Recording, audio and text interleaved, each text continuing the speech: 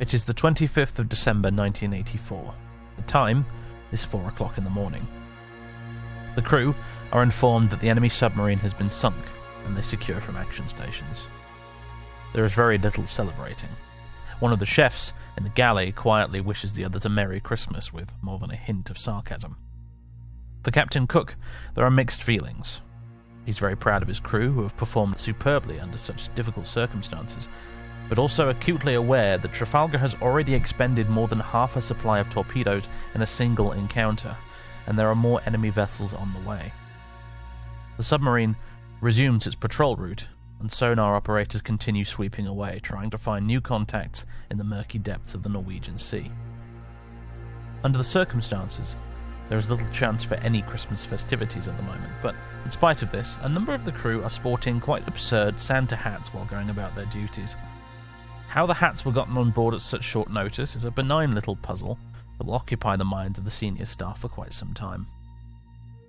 The submarine has 7 Tigerfish torpedoes left in stores at the moment, along with 3 in the tubes, and they will have to be used increasingly sparingly in spite of their unreliability. These dysfunctional weapons will quickly become the bane of every Royal Navy submariner in this conflict, but incredibly, there is simply no better alternative available. Indeed, Ed Cook has been remarkably lucky with them so far, based on previous peacetime estimates on the torpedo's effectiveness. The initial concept for the Tigerfish began in the mid-1950s as a wire-guided weapon with active and passive sonar, capable of 55 knots. What the Navy actually got, though, was a torpedo capable of only 24 knots, because of technical limitations and administrative blunders during development. The earliest models of the Tigerfish performed terribly in service, with around only 40% of them performing as advertised. The effectiveness of the Tigerfish depended on it being a remote-controlled, wire-guided system, but on launch, it would dip downwards after leaving the tubes, severing the wire immediately. A second version, the Mod 1, tried to fix these issues, but it failed fleet acceptance trials in 1979. Bafflingly, however, the weapon was put into service anyway, because there was no alternative available. After the Falklands War, a test was carried out using the Mod 1s against a target hulk.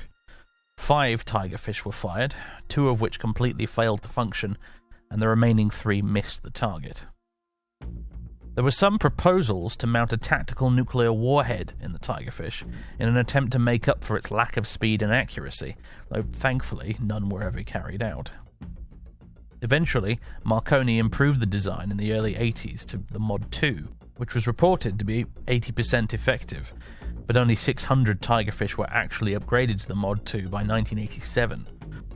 It is likely, then, that the torpedo Trafalgar fired in the prior engagement, which retained its control wire and ultimately sank the Victor, was one of these Mod 2s. Eventually, the disastrous Tigerfish was replaced by the Spearfish torpedo, which, to its credit, remains one of the fastest, deadliest, and most advanced anti-submarine torpedoes in the world. However, the Spearfish only began deployment in 1992, so for the crew of the Trafalgar, there is no alternative on the horizon, and they must make do with what they have. On the face of it, it seems unbelievable that such an ineffective weapon was allowed to remain in frontline service for so long, but it makes more sense when taken in an important context. The primary job of the Royal Navy submarines in the Cold War was ultimately one of espionage, a topic that we'll come back to another time.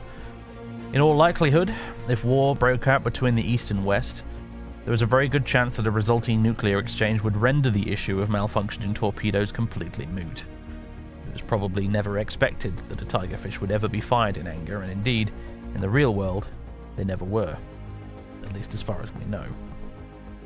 The crew of our HMS Trafalgar, on the other hand, faced the grim prospect of a worst-case scenario, in which their lives now firmly depend on the performance of these ineffective weapons.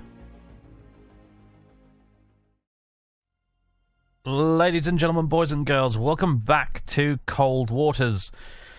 Our HMS Trafalgar is currently in the Norwegian Sea, about to intercept this Soviet submarine right here that's trying to desperately dash through this gap through to the North Atlantic Ocean.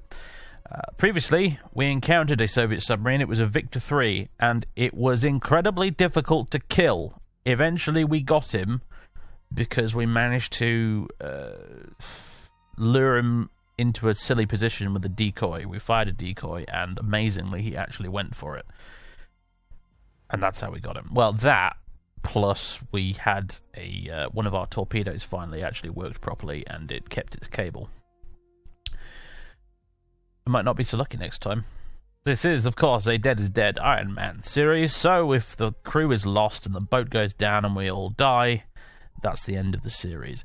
We might lose the boat and survive. That's a thing that can happen in this game, actually. I didn't mention that last time, but you can actually, if you are above escape depth when the boat is toast, because you've been hit by a torpedo,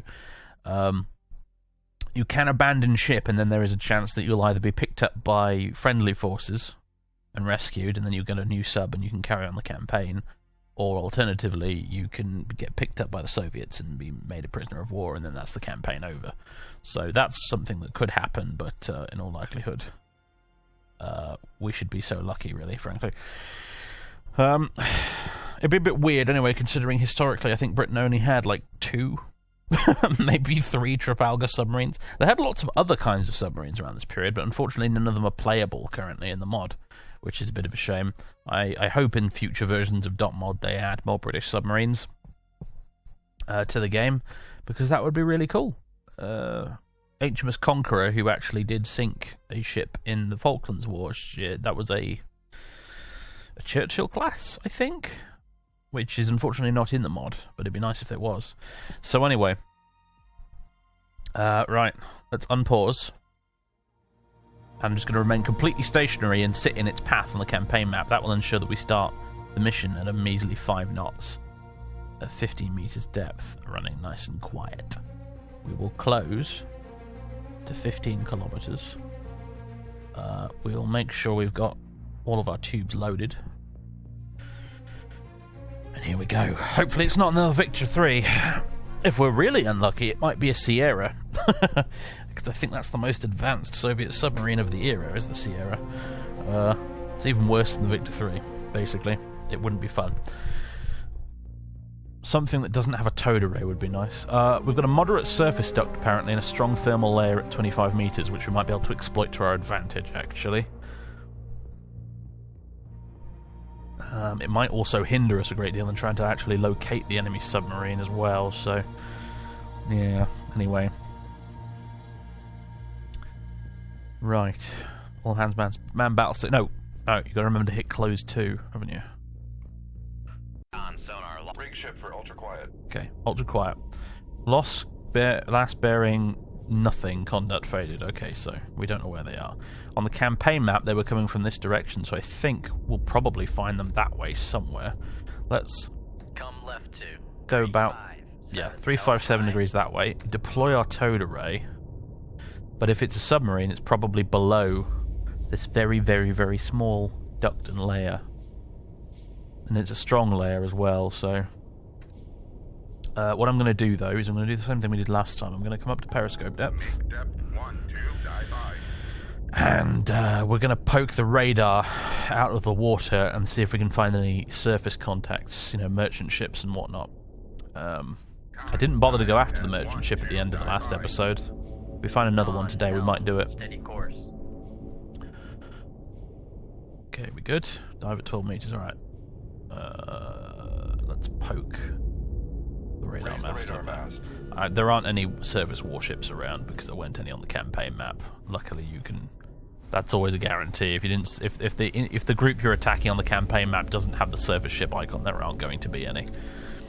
So we can safely poke the radar mast up. And we're not getting anything at all, actually, so the sea is totally empty today. Alright then. Lower the radar mast. Well, in that case, I suggest we go down to about 100 meters. 0, dive by. And listen, basically. Go down and listen very quietly. Until we hear something. 4, 6, dive by. Con sonar, new contact. There, right away, as soon as we got below the layer. Designated Sierra 1. What are you?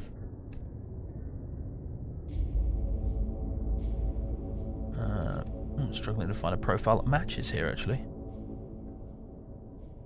No. Maybe? No, not quite. Look at this match here. Oh god, it's probably another Victor 3, isn't it? That looks like a Victor 3 to me. Oh no. Ooh. Or it could be an Alpha. That's almost even worse. That's the Alpha. The Alpha is notable because it's one of the fastest submarines ever made. It goes 41 knots. It's ridiculously quick. Also, we've got 2 contacts. That's even... Oh, I don't like this at all. Con, dive at 4-6, dive I. I think this is a Victor 2. Sorry, Victor 3. Con sonar. Sierra This one is classified as submerged submarine. I think that might be a Victor 3 as well. Con sonar. 2 Victor 3s. Great. Classified as submerged submarine. Grand. It's just what I wanted. Oh no. I don't have enough torpedoes to deal with 2 Victor 3s. I don't know what I'm going to do here. Thing is, we can retreat. We can just leave. Quietly leave. And go back to the campaign map. Problem is, the campaign in this game is entirely... the outcome of it is entirely dependent on the player's performance. So, if I fail enough missions and I fail to sink enough submarines, then we will lose the campaign in the long run anyway. But of course, if I try and engage 2 Victor 3s and get killed, it'll end an awful lot sooner. So we have to balance, our chances of victory with our chances of being horribly drowned. I'm not even sure which direction these guys are going right now. It looks like this one, Sierra 2 is going that way, and Sierra 1 is going kind of this way. Come left I think whatever happens, I want to be away from them. Let's go that way. 324 degrees. What depth are they at currently? Right, let's sink down. Oh, actually, no, let's not. Make depth 0, dive I. Let's go above the layer. Up to periscope depth. Make depth 1, 2, dive I. Take us up to periscope depth. Get above that layer and use it to our advantage. Now, a thing the submarines can do in real life, and I don't know if you can do it in the sim, is that actually they can deploy a towed array and then go above the layer, and the end of the towed array will still be under the layer, so you can listen to what's under the layer from while the sub itself is above it. I don't know if that's actually modelled, though, in the game, But, you can see it happening right now. We're leaving some of it underneath the layer as we come up. But yeah. Let's go signature page. They got, alright, -5 on his towed, -4 on his towed. Con, dive at 1, 2, dive I.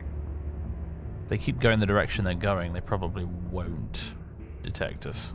Come right No, to just course 3, slightly. 0, helm I, con, helm, steady course.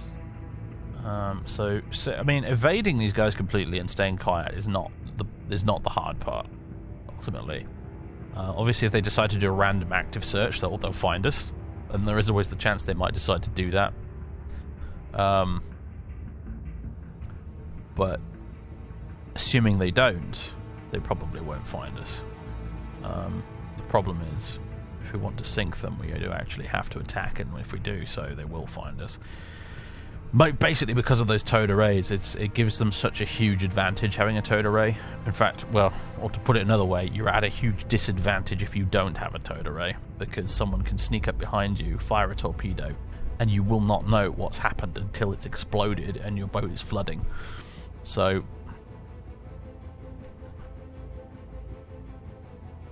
we've had the very incredibly bad luck of running into nothing but Victor 3 so far, which all have the SCAT LF towed sonar. I'm probably going to accidentally call it radar a few times, NATO reporting name Sharktail. Passive low frequency towed array that equips all Soviet submarines of recent construction from the Victor 3 onwards, While not comparable to American towed array systems, it nevertheless provides the Soviets with an improved sonar capability which earlier generations were lacking, giving these newer boats something of a quantum leap in capabilities and the threat they provide. As the Trafalgar, armed as we are, ideally we want to be bullying older Soviet submarines. So they're diesel electrics, they're kilos, they're tangos, they're foxtrots, they're Charlie missile boats, stuff like that. They're older submarines that are still in service. We want to be driving around hunting those, and probably not engaging with these guys. These guys, we should leave these to the Americans. The Americans can handle Victor 3s. We, on the other hand, not so much.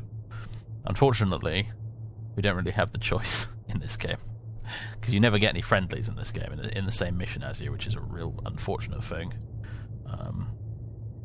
And they're never going to add it to the game either, because KIllerfish Games have stopped working on this game, unfortunately. So, and I don't think it's a thing that can be modded in either, so it's always you versus the world in Cold Waters, unfortunately. Which is okay in vanilla, because in an American sub you have enough of a technological advantage that I don't like the fact that he's coming in my direction right now. You have enough of a technological advantage that you can kind of make it work.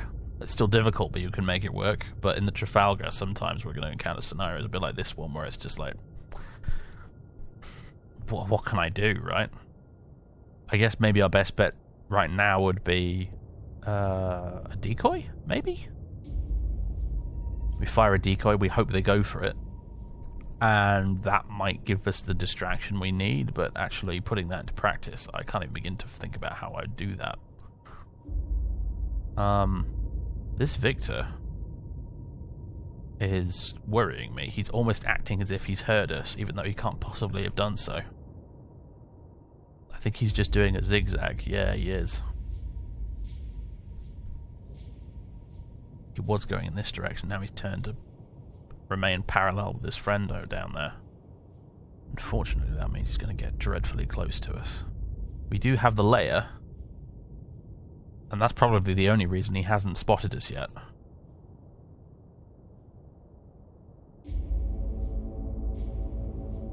We need to just try and keep creeping away and hope to goodness that he doesn't hear us. Keep saying spot us like he's actually going to see us, but you know what I mean, he'll hear us.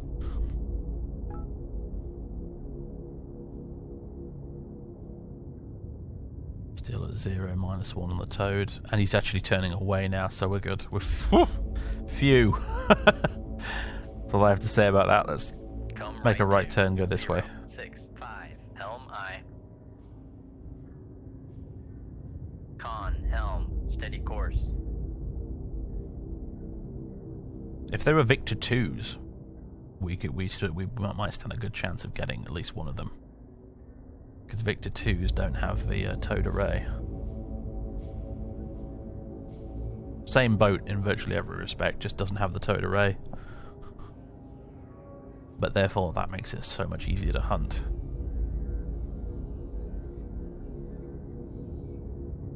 Please don't go active ping. This guy here worries me. This one over here, he doesn't give a shit, does he? He's just going pootling along the straight line, not a care in the world. This one is being way more cautious.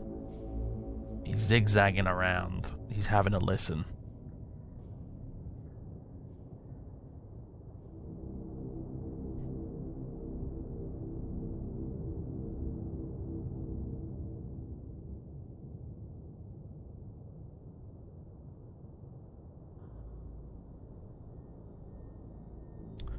There is something we could try, actually. I could fire at them now. What's their depth like? I could fire at them now. I could set my torpedoes to go deep. Set them to active. I could fire a spread at them from above the layer here. I might not even need to fire a spread. I could just fire one. And then they'd fire back. I'd have to go fast and evade. But what they might do is they might just speed up and go straight ahead. If they do speed up, and that's the important part, they speed up, they'll go fast enough that they'll have to retract the towed array and they won't be able to hear behind them. I can change direction. I can start swimming this way, and then I would get into their baffles, and hopefully if at that point they're still going fast enough they don't have the towed arrays out, I could then fire a few torpedoes at them without them knowing it. There's a lot of ifs in that scenario, in that plan. There's a lot of big ifs that make me very uncomfortable.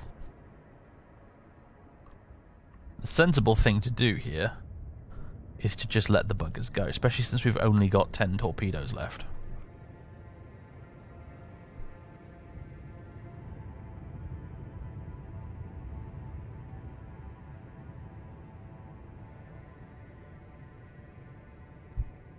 But, on the other hand,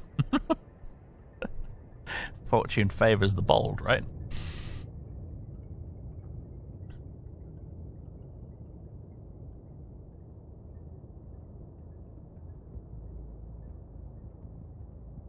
Come right to 084 Helm I. Oh, hang on a minute.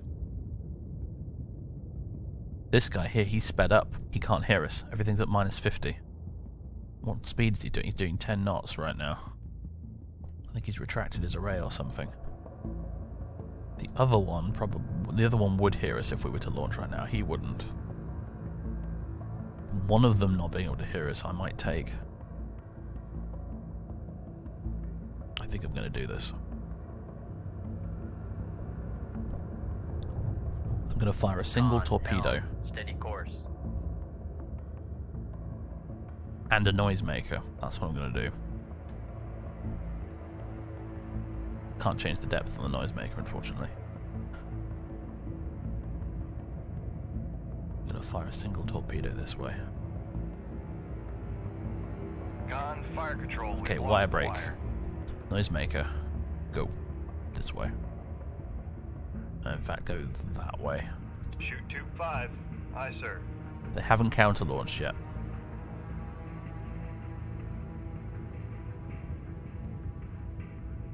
Not sure why not. Did he not hear that? He obviously didn't hear any of that. This guy, though, he must have heard that. Surely. They're not reacting. This is actually really good.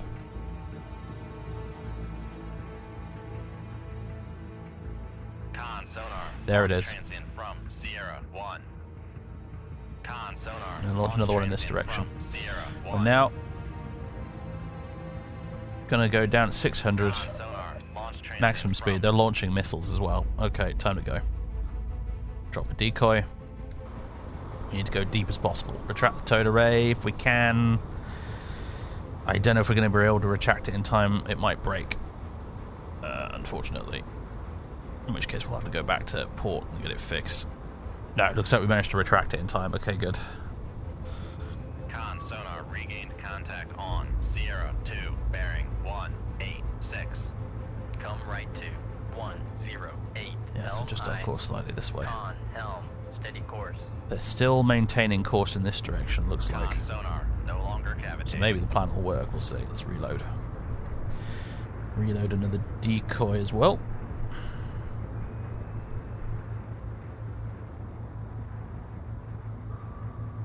Yeah, that torpedo they launched from the missile is already in the water. Look. Already here. Luckily it's facing the other direction right now. They're launching another one.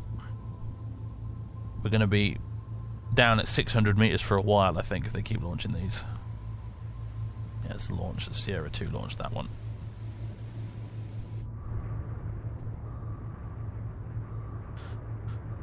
Okay, we're below 500. We're safe from this one. Actually, it's gone after our decoy. That's fun. It's headed towards these guys. Now, because it's an air-launched torpedo, it's probably going to run out of fuel before it gets down here, but man, it'd be funny if it didn't. Making turns for 3, 2 knots. Con sonar, launch transient from. They're launching again. Are they still active pinging meat? They are, yeah.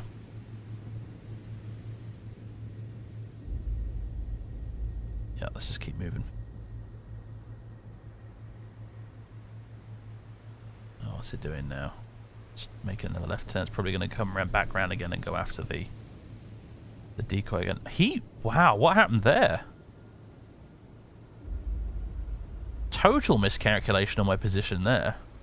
Con, dive at 600, dive by. Definitely not there, mate. I'm not here either.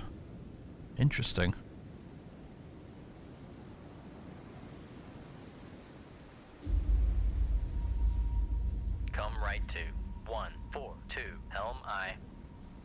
set up these torpedoes in case I need to launch them quickly.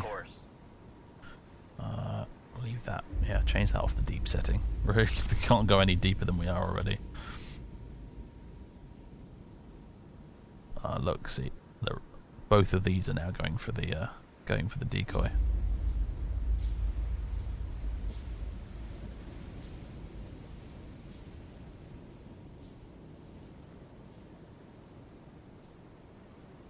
Con, torpedo room, tube 5 ready. And we launched one torpedo that's going off in this direction. Wonder if it'll catch Sierra 1 there. I think we'd probably be very lucky if it did. But you never know, do you? Rig ship for ultra Let's quiet. read for ultra quiet. They'll still be picking us up on active. If I turn this way, maybe they'll lose us. You see, the thing is... Oh, that's them. The thing about active sonar is... the larger the profile towards the enemy, the more easily they are to detect you, because there's a larger object, effectively, for the sound waves to bounce off of. If we turn this way, so we're nose on to them, there's less submarine for their pings to sort of ping off of, effectively. If you see what I mean. Which might cause them to lose us on active. In fact, one of them already has, look. Victor 3 is on 0 active. Sierra 3 is on -4 active. Neither of them would be able to hear us right now if we were to launch a torpedo as well. Problem is, part of the reason for that is because we're actually getting much further away from them now. He's on 0 active. We see how much of a difference that made, just turning nose on towards them. Now, I've heard, I don't know if it's true though, but I've heard if you face away from the enemy and you launch a torpedo, your own submarine masks the sound of the launch. I don't know if that's bollocks or not, though. I've never tried it. Maybe I should next time. What's he doing? He's doing 23 knots right now, and it looks like he's slowing down, I think. He's doing 30 knots. He's not messing around at all. No wonder they're in difficulty hearing us. -7. Active. He's on 14 active, okay. He can definitely see us again on his scope, I guess. What depth is he at? Around 240-ish, 300 or so. About the other one. Yeah, about the same depth. Should we try it? Problem is, I think if one of them doesn't hear it, the other one will. But maybe. Come left to 0. Let's try and turn the boat around. Aye. In the meantime, we'll watch what happens here. Look at these. Look at my little noisemaker. He's distracting those torpedoes like a champ. There's like 4 of them after it. They'll start exploding soon, I'm sure. They'll probably start detonating. But I retain the small, dim hope that one of them might lock onto this guy here. As it turns around, see, it goes past, it misses, it comes back around, and they do little loops here. I'm hoping maybe that one of them will go past, he'll loop in this direction, and he'll go, ooh, submarine, and come after him. Because, of course, torpedoes and sonar doesn't have IFF. All submarines look the same to a torpedo. There they go. It whizzed past it. Momentarily confused as to why they haven't exploded. The logic of the torpedo assumes, well, I must have missed. It must have dodged me. So I'll turn around, I'll come back and try and reacquire that pesky submarine. Without realizing, of course, it's not a submarine. Of course, again, as I said in the previous episode, we don't really know for sure how these mosses work. We don't know really whether or not the Soviets or the Russians these days have torpedoes that are able to tell the difference. And be like, oh, no, don't be daft. That's clearly not a submarine, and go off to find something else. We don't know. It's all classified, so... This is just what the developers of the game, you know, decided. This might be our best guess, you know. Okay, I'm kind of pretty much nose away from that Victor now, so if we're going to do this, we should probably do it now. Steady course.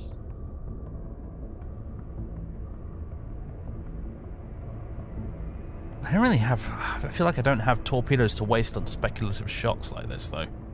I mean, I've got 8 left. I don't have a very good solution on this guy. Let's bump out the towed array for a moment. See if we can build up that solution a bit more. Let's go time compression on. Yeah, we're slowly building a solution on him. And Victor 3 just launched on us. Okay, well. He obviously knows where we are. Shoot 2-1. Aye, sir. Launch one that way. Fire control. We've lost the wire. Launch one kind of in the middle. Shoot 2-3. Amazingly, we kept 2 of those wires. And it looks like they're firing at the decoy and not us. I wonder if they heard us fire. I guess we'll find out in moments, won't we, if they counter-launch again.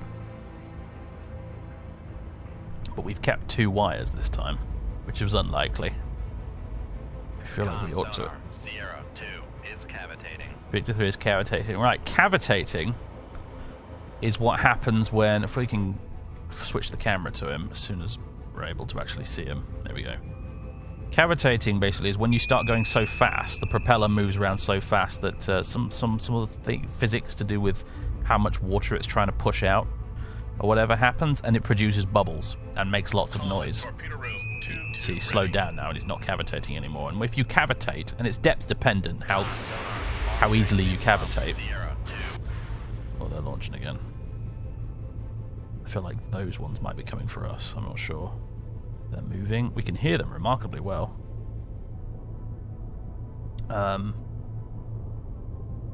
Looks like they're going for the decoy as well. Interesting. Yeah, so basically it's depth dependent on how quickly you start cavitating, but if you do cavitate, it makes you very easy to hear. You'll notice then is when he started cavitating, our solution on him became suddenly much, much better. And now he stopped cavitating, we're losing him again.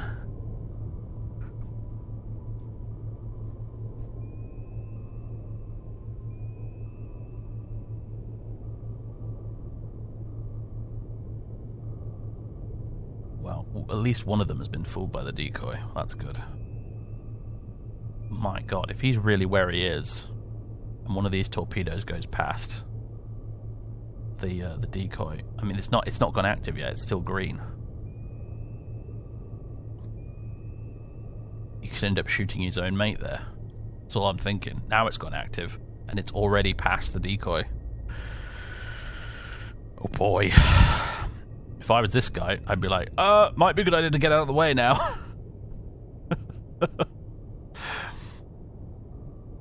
Interesting. I'm going to hit time compression. Let's see what happens. Alright, we've got solution on Victor 3 again. And yeah, he's in the danger zone right now.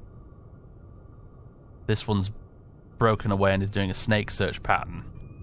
Sonar, launch He's launching towards the decoy. He must think that maybe this is coming from the decoy. This is glorious, honestly. What absolute madness. The Russians are blowing each other up. I'm going to change the direction that these cable torpedoes, these wired ones, are going in. This one we might want to worry about. Come right to 139 helm I.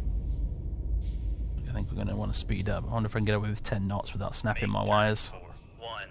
But honestly, I think I want you to go active. I want you to go active, and I want you to start climbing up towards that Victor.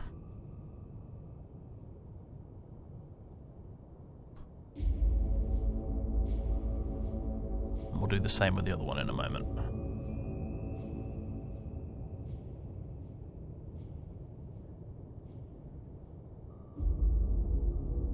Come on, up you go, up you go. Con, helm, steady course. Right, that'll do. If we switch to 2-1 now, and we control the other one, I'll bring you up as well. In an ideal world, I'd like this one to kill this Victor and this second one here. Oh, we haven't activated you yet. There we go. and this second one to go after the other Victor. Because with a wired torpedo, I reckon we could probably kill both of them if we have a wired torpedo for each sub. But we'll see. But now these guys probably are much too busy going defensive to actually care about us for the moment. I hope. I'm worried about that torpedo there. I'm hoping we can get out of the way in time, but I don't want to lose the wires. The best chance we've got of sinking these guys.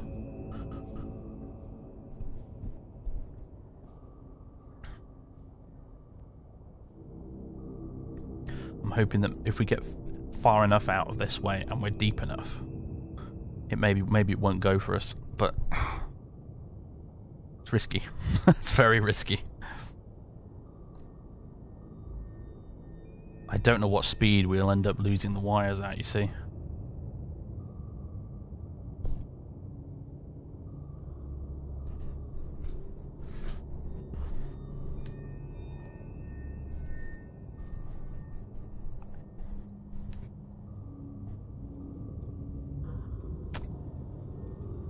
Ooh. I don't like the look of it. What's the seeker range on these guys? It's about 1.7 kilometers or something, isn't it? 1.5.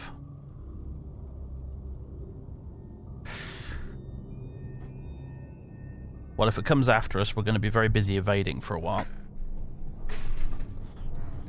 Sorry, if you can hear background noises right now, it's because I'm dealing with a cat that is repeatedly scratching at one of the desk drawers because he wants to get a toy out of there, even though there aren't actually any toys in there. I don't keep them in there anymore. Actually, hold on. Alright, I'm back. I found someone else for the cat to play with. We're good now. Ugh, it's bad enough trying to fight these guys without distractions, you know? Let's change the direction of Torpedo 1 here for a moment. And try and scan around for a little bit with Torp 3. Problem is, I don't know exactly where Victor 3 is right now. I mean, you know, Sierra 1 right now, the first Victor. Our solution on him is a little bit crap. It's only 64%. It is going up, but very slowly. Worried about that thing right now. Hopefully it'll just pass behind us. It hasn't got us yet, and we're starting to get outside of his cone. This next turn to the right is probably going to be the moment of truth.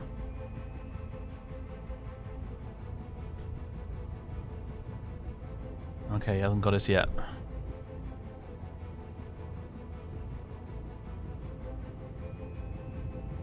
Oops, didn't mean to close that. Just trying to make sure that our torpedoes are at the right depth.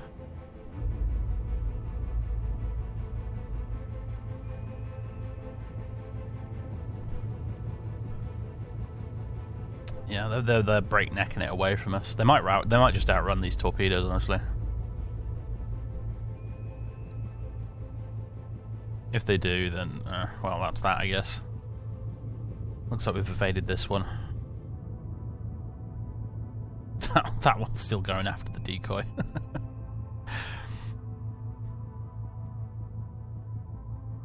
Our solution on this Victor 3 is getting worse and worse as well. I think he might have stopped active pinging, which is why. No, he's still pinging. Just we're having a devil of a job keeping track of him. I'm going to slow down now. We don't need to be going 10 knots anymore. Come right Change to direction slightly. 177, helm I. Still got the towed array out. Maybe we can find this bugger.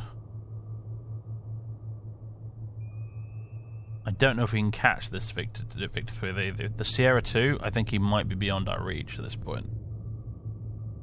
But the other chap, on the other hand. Okay, yeah, the solution is definitely getting better at 71%, 72. This, you know what, this torpedo might have gone past him. He might be over, like, here somewhere. Like there? Like, you see his original path that was going this way. He could be like there. Let's turn the torpedo around. Let's just do a little sweep here. See if it finds anything.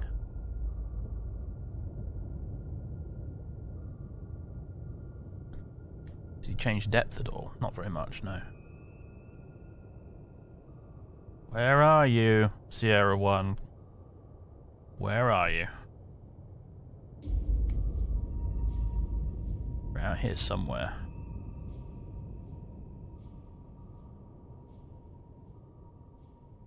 Come on, where is he? Solution's at 80% now.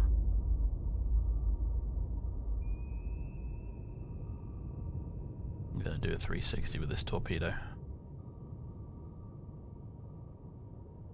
Bring it back around again. He's got to be here somewhere. He could be anywhere in this kind of area right now. Ah, he's there. Alright, I hope this torpedo has enough fuel to catch him now.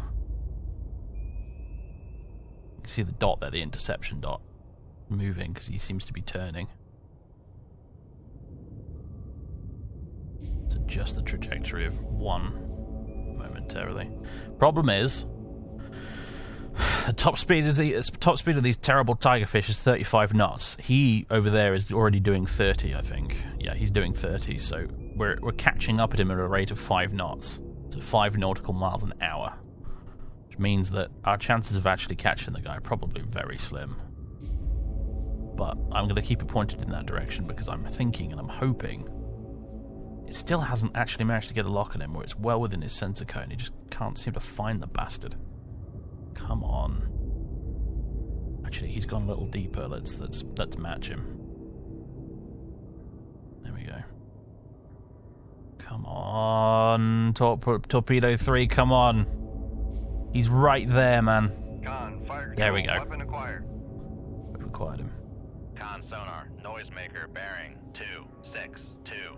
You can go passive sonar for a moment. Wondering if maybe we can get him a bit easier if we go passive. If we turn off the pinging. That must Con, fire control, that must weapon unnerve him acquired. even more than, you know,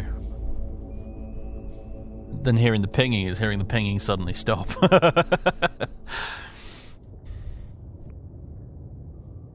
Okay, it's acquired him. We don't know exactly where he is anymore now. Our solution's gone bad. Probably because of his noisemaker. It's masking his signature. Con, fire control, weapon acquired. But the torpedo's got him. It can see him. We can't, though.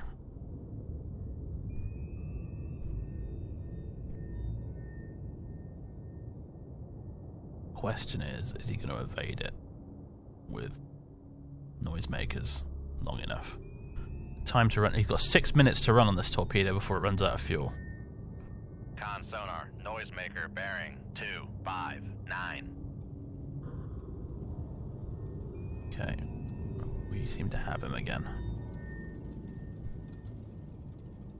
Come on, let's get him. He's going deep. Let's match him.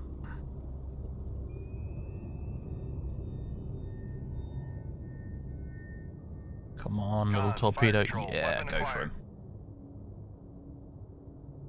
If you get in his baffles, he might not know where you are anymore, and he might... Con sonar, No, he's still dropping noisemakers. Okay. 258. He's dropping noisemakers, and he's changing depth. Certainly what I'd do. Come on, come on, come on, come on. Come on, torpedo, acquire him. Screw it, active pinging. He's right there, come on. Con, fire control, There it is. weapon acquired. Con sonar, Gonna drop noisemaker another bearing noisemaker, but it's too close. It's 257. too close. It's the torpedo's ignoring it. Alright, let's go to the third person view. It's either gonna get him now, or it's just gonna do the typical Tigerfish thing and go, "Ugh," shrug, and just fly over him. Yeah, it did it. It did it. He did a Tigerfish. Shrugged and went over him. Okay. Let's pretend we don't have godlike torpedo cam right now. Bring the torpedo back out this way. Dive it a bit further and try and reacquire.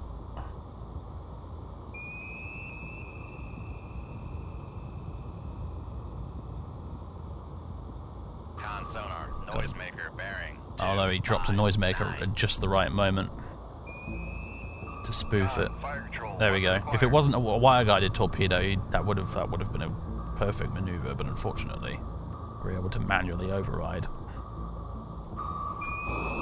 Is it going to get him this time?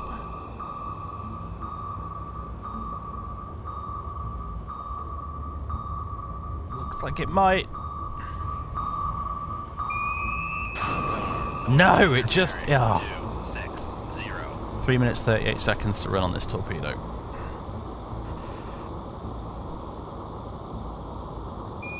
The AI is honestly better at evading these things than I am. I try to evade torpedoes, it becomes an absolute disaster.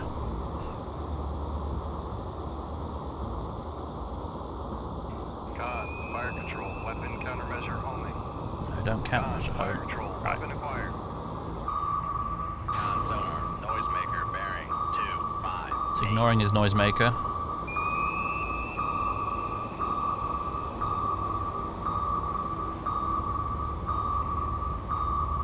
Come on, you're going to go over him again, aren't you?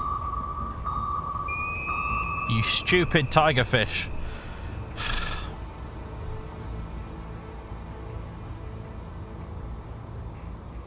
2 minutes 45 seconds.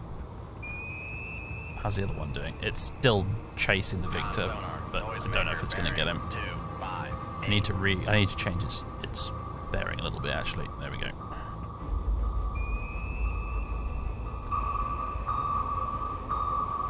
Is it going to go under him this time? Yep.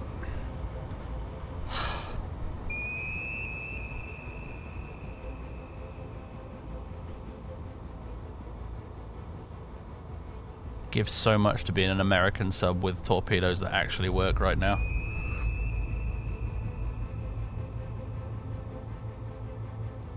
I could manually control it from torpedo cam and ensure it actually hits him, but it feels like cheating to do it, honestly.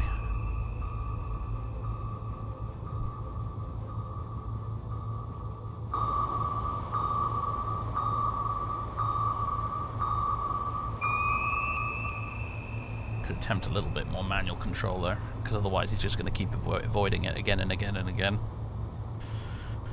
Okay, take it down. Deep, deep, deep.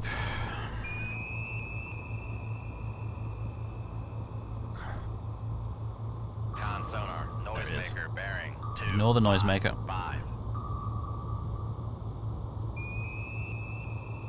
And he's climbing again. So we'll match that.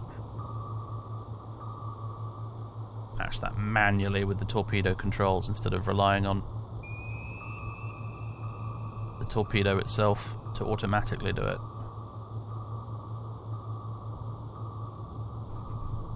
Sonar, Got him. lost contact. Sierra 1, last bearing 2, 5, 6. Ah. You see how easy it would have been for him to avoid the torpedo if it wasn't wire guided, though.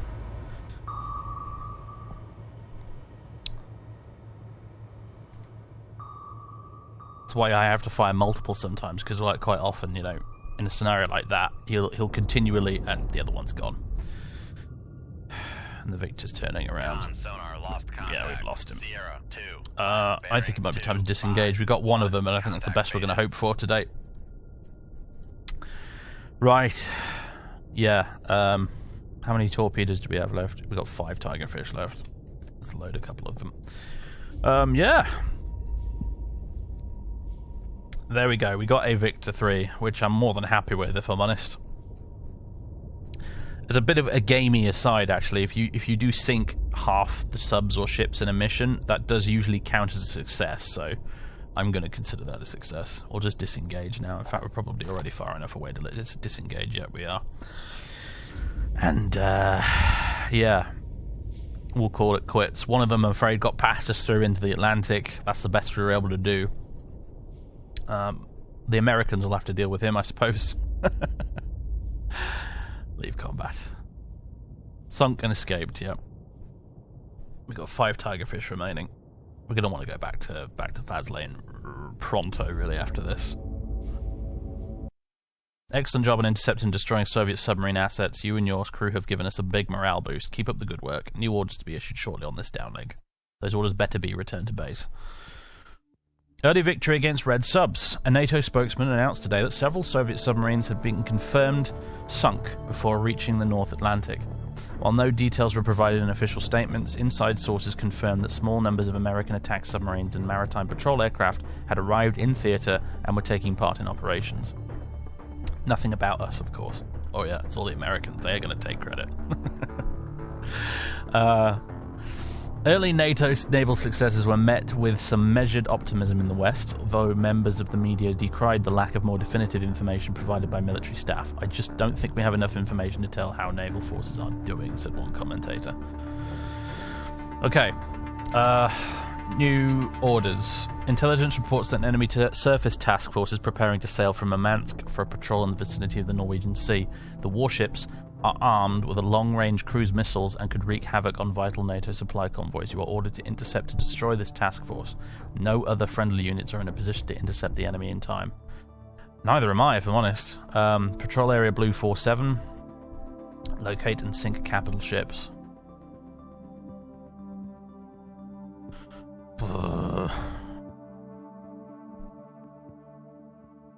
We don't have enough torpedoes to do this, if I'm completely honest. 5 is just, that's cutting it way too fine.